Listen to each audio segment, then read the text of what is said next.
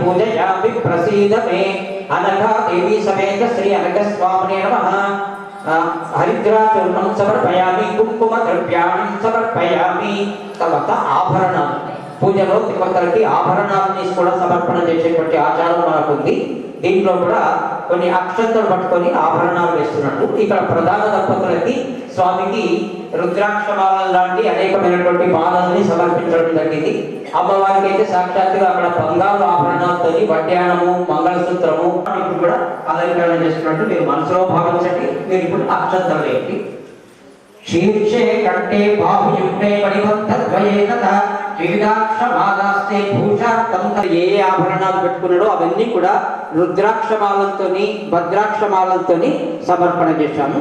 అమ్మవారేమో అలంకారం కూడా అమ్మవారి అంశతో ఉన్నటువంటి వాళ్ళే కాబట్టి మీ అందరికీ కూడా అలంకారం అంటే చాలా ఇష్టం. మరి 1 కిలో ధనిధానాలు ఇవ్వడు కాబట్టి ఆ బంగారు ఆభరణాలతో ఇక్కడ అమ్మవారికి కూడా మనం అర్చన. కంకణం నాసిక భూషం తాటంకే దదే అనఘే. అమ్మ అనఘాదేవి నీకు మట్టెలు అందెలు తర్వాత మెడలో మంగళసూత్రము గాజులు ముక్కెర దుద్దులు వడ్డాణము ఇవన్నీ కూడా సమర్పిస్తున్నాం తల్లి. దయతో స్వీకరించి నీ మెడలో మంగళసూత్రాన్ని ధరింపజేస్తున్నాం. మా మెడలో ఉన్నటువంటి మంగళసూత్రం 10 కాలాల పాటు భద్రంగా ఉండని అని చెప్పేసి మనం కోరుకుందాం. నీ పాదాలకు అమ్మ మట్టెలు వెలిగించాం. మా కాళ్లకు ఉన్నటువంటి మట్టెలు కూడా 10 కాలాల పాటు భద్రంగా ఉండని అంటే ఇండైరెక్ట్ గా మంచి సౌభాగ్యాన్ని మాకు తల్లి అని చెప్పేసి కోరుకుంటున్నాము. అంతేకాకుండా ఇంకా ఎవరికైతే ఈ భాగ్యం రాలేదో అని వివాహం జరిగింది అని చెప్పేసి కూడా అమ్మవారిని కోరుకుంటున్నాము. తర్వాత నెక్స్ట్ పుష్ప. మీ దగ్గర పువ్వులు ఇచ్చిండ్రు. ఆనగ దంపతుల దగ్గర ఒక పుష్పాన్ని పెట్టండి. ఇక్కడ కూడా పువ్వులతోని అలంకరణ. పువ్వులు ఒక్కొక్క పుష్పం ఒక్కొక్క కలశం దగ్గర పెట్టుకోండి. ఆపాద శీర్షం పునః పుష్పై సమర్చయే అనఘా దేవి సమేత శ్రీ అనఘస్వామినే నమః పుష్పాన్ని పూజయామి. ఒక్కొక్క పుష్పాన్ని అనఘదేవి దగ్గర అనఘాదేవి దగ్గర పెట్టుకున్నాం. ఒక్కటి పెట్టినా కూడా మన భావన, మన లోపల ఉన్నటువంటి భావన, మన మంత్రానికి భావం ఏముంది అంటే ఆపాద శీర్షం. ఆపాద శీర్షం ఎప్పుడు మహాత్ములను పొగడేటప్పుడు కానీ భగవంతుని కానీ అర్చన చేసేటప్పుడు పాదాల నుంచి మొదలుకొని శిరస్సు వరకు పూజించాలట. అట్లాగే మనుషుల్ని పొగిడేటప్పుడు ముఖబింబం అట్లా ఉంది, ముఖం మీద నుంచి తల దగ్గర నుంచి మొదలు పెట్టుకుంటే కాళ్ళ వరకు వాళ్ళని పొగుడుతాం. కానీ దేవతలను మహానుభావులను మాత్రం పాదాల నుంచి శిరస్సు వరకు వాళ్ళను అర్చన చేయాలి. కాబట్టి ఆపాద శీర్షం మొత్తం కాళ్ళ నుంచి మొదలుకొని శీర్షం వరకు తల వరకు నిలువెత్తు పూలమాలలు వేసినామని చెప్పేసి చెప్తూ ఒక పుష్పాన్ని అక్కడ మనం పెట్టినాం అక్కడ. తర్వాత ఇప్పుడు అంగ పూజ అవుతుంది. ఏకనామం సదా ప్రీతి అనేటువంటి వాక్యం వినే ఉంటారు. భార్యాభర్తల్ని గనక ఇద్దరికి ఒకటే పేరు గనక అయితే వాళ్ళు ఎప్పటికీ ప్రేమతో ఉంటారు అని చెప్పేసి శాస్త్రం మన పెద్దలు కూడా చెప్తూ ఉంటారు. వాళ్ళ మధ్యలో పొరపాట్లు ఏం రాకుండా చాలా చక్కగా అన్యోన్యంగా ఉంటారట. ఇక్కడ స్వామి పేరు అనఘస్వామి, అమ్మవారి పేరు అనఘాదేవి. ఇద్దరి పేర్లు ఒకటే ఉన్నాయి, అనఘ అనఘ. కాబట్టి వాళ్ళిద్దరికీ కూడా ఒకే రకమైనటువంటి మంత్రాలతోని పేర్లతోని అంగ పూజ చేద్దాము. మీరు అక్కడ ఉన్నటువంటి మీ దగ్గర ఉన్నటువంటి అక్షంతలు తీసుకొని కొంచెం కొంచెంగా ఒక్కొక్క గింజ చొప్పున వేస్తూ ఉండండి. మీరు చిన్న చిన్న పువ్వులు అన్ని కలశాల పైన పడేటట్టు వేయండి. ఓం శ్రీ అనఘ దేవాయ నమః పాదౌ పూజయామి త్రిజగత్ సంచారాయ నమః జంఘే పూజయామి. ఆయా పూజలో సగభాగంగా ఉన్నటువంటి అష్టోత్తరాలు. అష్టోత్తరాలకు చాలా విలువ ఈ పూజలో. మరి అష్టోత్తరాల యొక్క విలువ ఏంటిదో కూడా మనం కథలో చెప్తారు. నమః అనఘాయ నమః త్రివిధాఘ విధారిణే నమః లక్ష్మీ రూపాధేశాయ నమః యోగాధీశాయ నమః గ్రామ్ బీజ ధ్యానగమ్యాయ నమః ఆనందదాయకాయ నమః దిగంబరాయ నమః బాలాయ నమః పిశాచాయ నమః జ్ఞానసాగరాయ నమః ఆబ్రహ్మజన్మదోషౌఘ ప్రణాశాయ నమః సర్వోపకః దత్తాత్రేయాయ నమః స్మృతిమాత్రసుతుష్టాయ నమః మహాజ్ఞానప్రదాయ నమః మహాయోగినే నమః అవధూతాయ నమః అనసూయానందనాయ నమః అత్రిపుత్రాయ నమః ప్రణవాక్షర వేద్యాయ నమః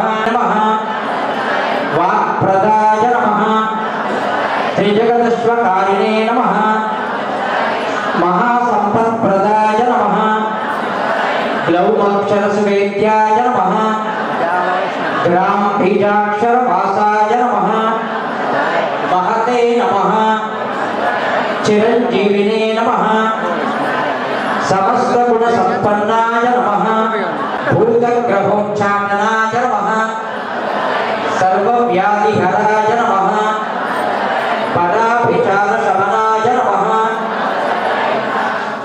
आदिव्याधि निवारिणे नमः दुःखत्रयहराय नमः देहदाढ्याभिपोषाय नमः चित्तसन्तोषकारिणे नमः सर्वमन्त्रस्वरूपाय नमः सर्वयन्त्रस्वरूपिणे नमः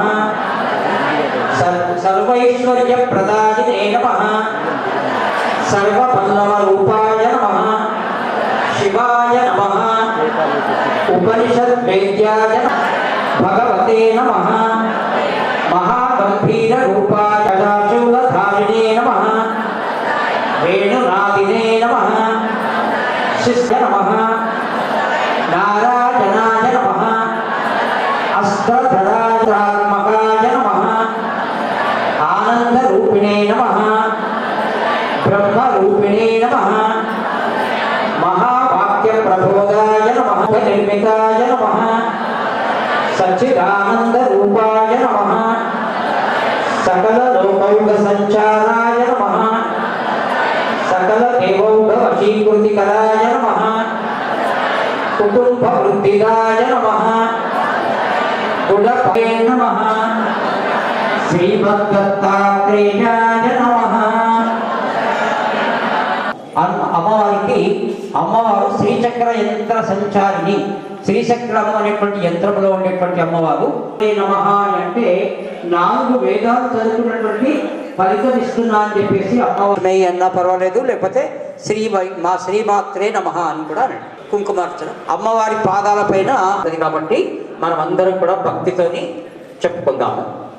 శ్రీ అనఘాయై నమః, మహాదేవ్యై నమః, महालक्ष्मी नमः, अनघस्वामी पत्नी नमः, योगेशः मनोज्ञायै नमः, योगशक्तिस्वरूपिण्यै नमः, योगुल्यै नमः, पद्मगर्भोपमानाङ्घ्रितदायै नमः, भर्तृशुश्रूषणोत्कायै नमः, मतिमत्यै नमः, तापसी वेशधारिण्यै नमः, तापत्रय निधे नमः, हरिद्रांचत प्रपादायै नमः, मंजीर कल अभीति मुद्राहस्तायै नमः, दीप्तायै नमः, पादांचत तिलकायै नमः, अमृत वेदसे नमः, विष्णुपत्न्यै नमः, वेदमात्रे नमः,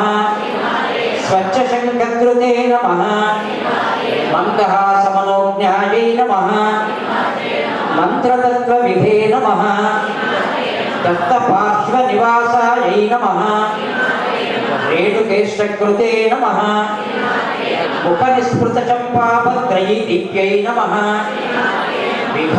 विधातृवेदसन्धात्रे नमः, सृष्टिशक्त्यै नमः, शान्तिलक्ष्म्यै नमः, गायकायै नमः, ब्राह्मण्यै नमः, योगचर्यारतायै नमः, नर्तिकायै नमः, दत्तवामाङ्कसंस्थायै नमः, जगदिष्टकृते नमः, शुभायै मानसक्षोभकर्यै नमः, साधुरुश्चान्तये नमः, सर्वान्तसंगतये नमः, पादस्थितायै नमः, पद्मायै नमः, पत्नीदायै नमः, क्रोधस्थायै नमः, पुत्रदायै नमः, वंशवृद्धिकृते नमः, सर्वकामपूरणायै नमः, कंठस्थितायै नमः,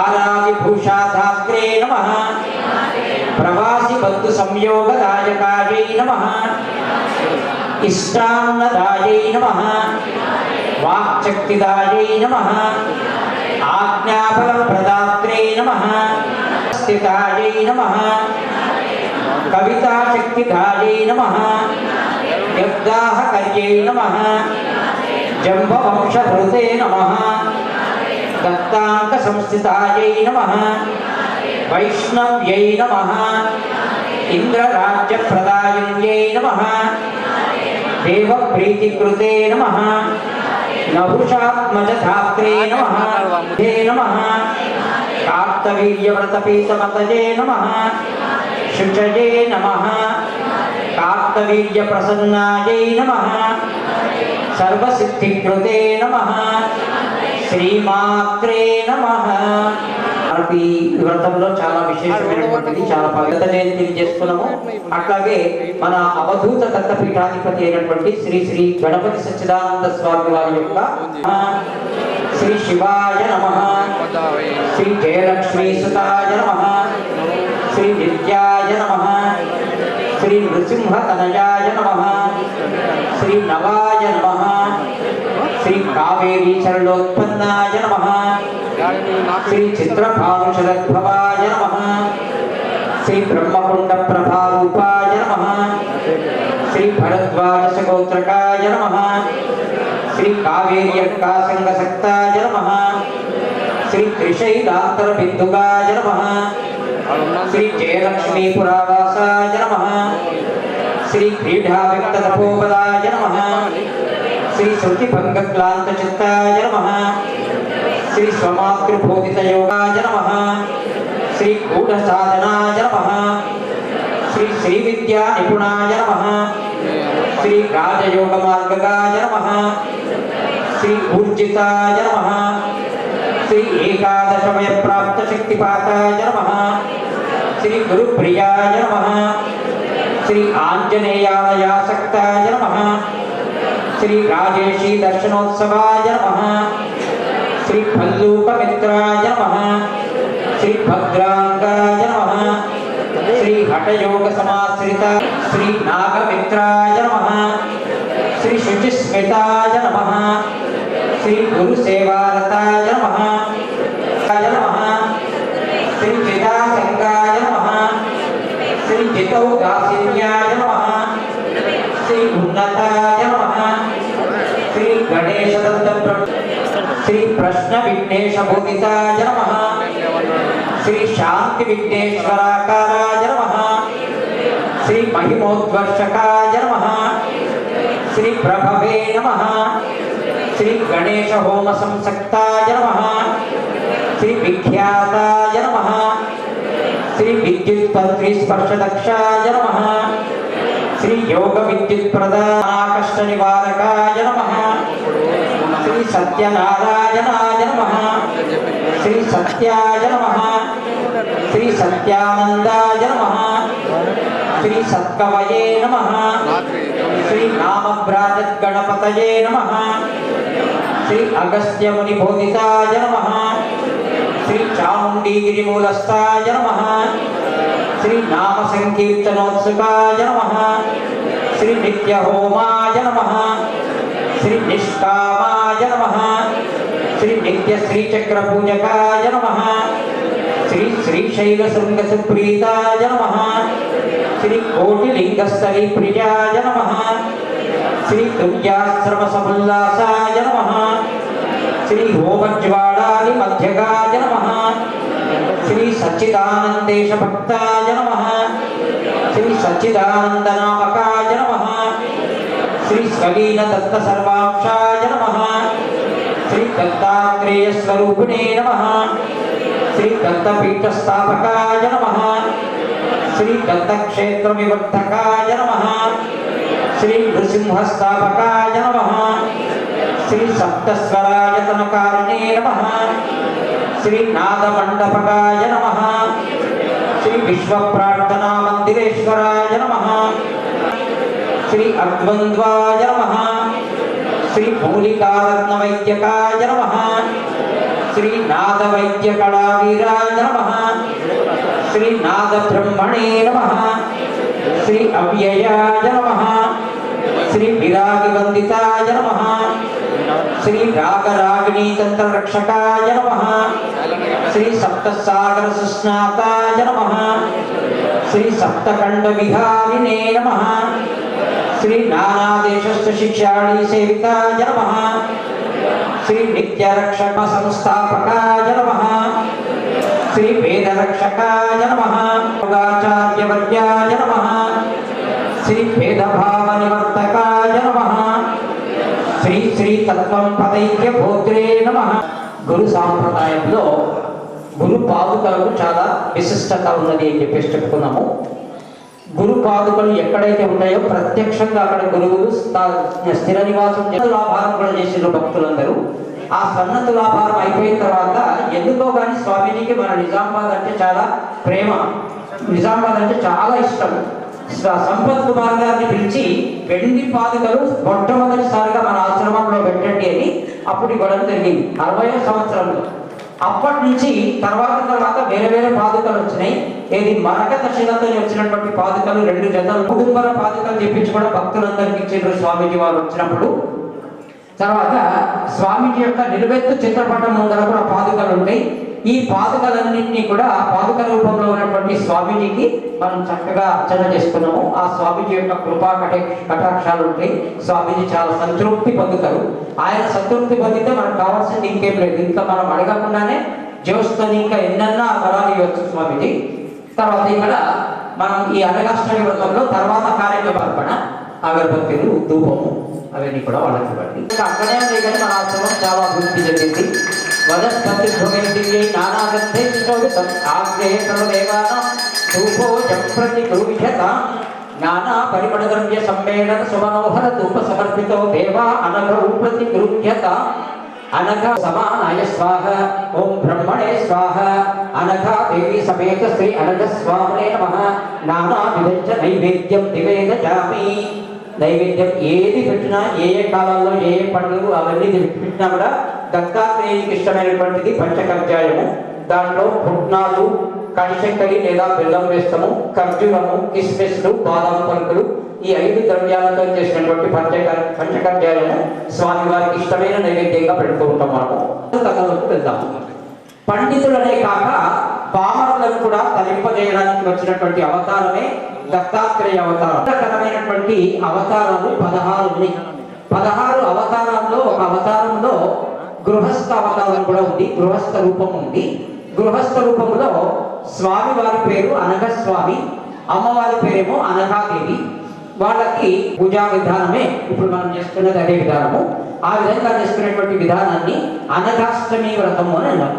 మరి అనఘాష్టమి వ్రతము ఇప్పుడిప్పుడే కొత్తగా వచ్చింది అంటే మొట్టమొదటి యుగమైనటువంటి కృతయుగములో సాక్షాత్ దత్తాత్రేయ స్వామి ఆయన ప్రియ శిష్యుడైనటువంటి కార్తవీర్యార్జునుడితో ఇదే రోజున ఇవాళటి రోజునే ఈ అనఘాష్టమి వ్రతాన్ని చేయించడం జరిగింది.